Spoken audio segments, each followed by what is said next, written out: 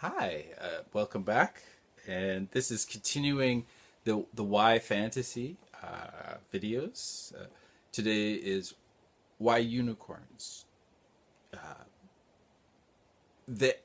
I think that they are probably at the same level as dragons, and I would argue that they are the antithesis. They are the opposite.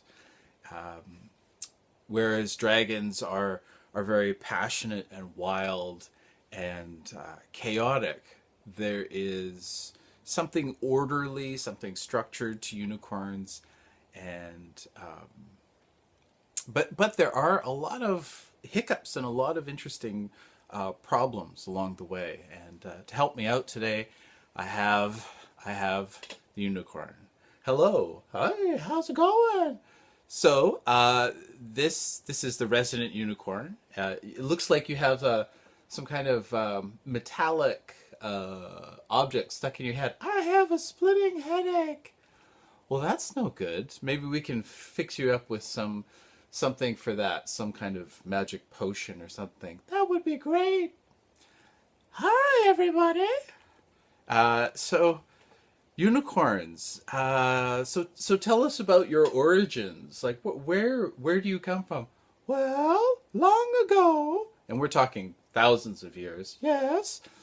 Uh, let's see. Long ago, there was there are these sculptures. It's either Sumerian or Babylonian, where you have a bull. Yes.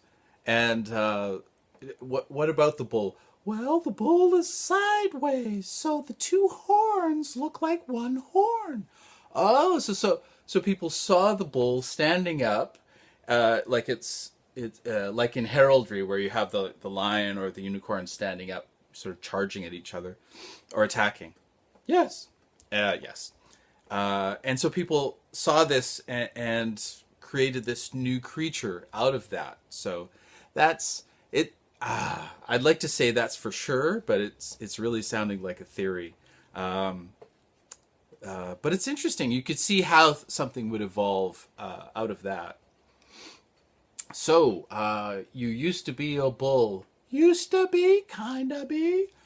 All right, and like dragons, we have a flip side, don't we? We have a quote unquote Eastern dragon, sorry, Eastern unicorn, don't we?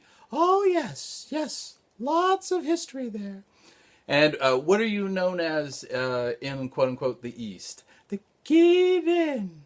And so that's in Japan, you might see a bottle of alcohol, beer, that has a K, Kirin, and it has a sort of a horse-like figure on there.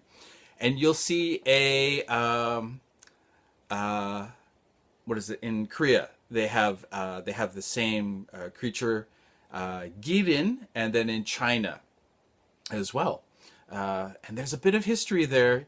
Didn't you visit the emperor? No, that was a giraffe. There was a bit of a mix-up. They were looking for a unicorn, a Girin, and instead they brought back a giraffe. And so in China and the connected countries, they call giraffes girin. So that's interesting. Yes. Let's see. Now let's get into this medieval thing. Oh, my headache. Yeah, it's a big headache, isn't it? Oh, it's terrible. Uh, so let's see. Well, let's see. Oh, my personal connection to the unicorn is that I was looking one of the resources when I was writing while I'm writing fantasy is I do go back to Narnia. I go back to those stories and sort of like, well, what was going on there? What's the magic, like, say, how did that happen? What are the connections to the story? You know, why use what is used? And one of the things used was a lion straight away. And but what is it? The symbolism of the lion is the king, the ruler.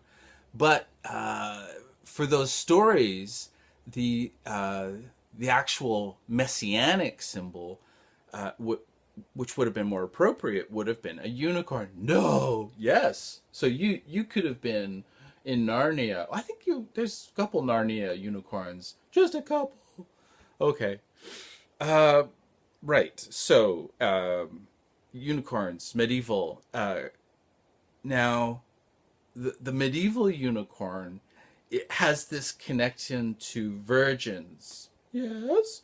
And that to capture a unicorn, you've got to get a virgin, and that way that there's this sort of attraction that happens. One good spin-off of that is the Last Unicorn by Peter S. Beagle, if you want to pick that up. Or they did an animated movie, and it's pretty amazing art. It's beautiful. I recommend it. Thank you. One interesting twist was, though, that in that movie the villain is a red bull, and why not a dragon? I always thought that would have been perfect. Does that have something to do with the supposed history that unicorns come from bulls or cows, cattle? I don't know. Okay, all right.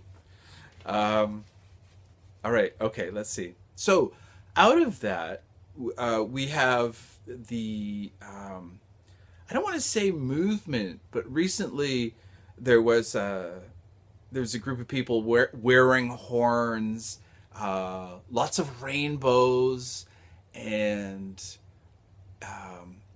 it's sort of say like the image has been pushed to this sort of like magical conclusion, like say linking one up with the other. And I looked at that and thought, well, that's interesting. Say contrasting. So say a contemporary perception of unicorns versus the medieval, this stark contrast. And yeah, so because that's not how it's being portrayed currently. Well, and I think we're just sort of coming off the crest of that. And don't you think so? Oh, I don't know. There's an eternal quality to the unicorn. I think it's going to outlast the fad. Outlast the fad. Okay, all right, that's interesting. But it was cool to see people dressing up and wearing horns and sort of announcing that they were unicorns. It was sort of like their spirit animal, their spirit guide. And yeah, so interesting. All right. Well, so that's it for why unicorns.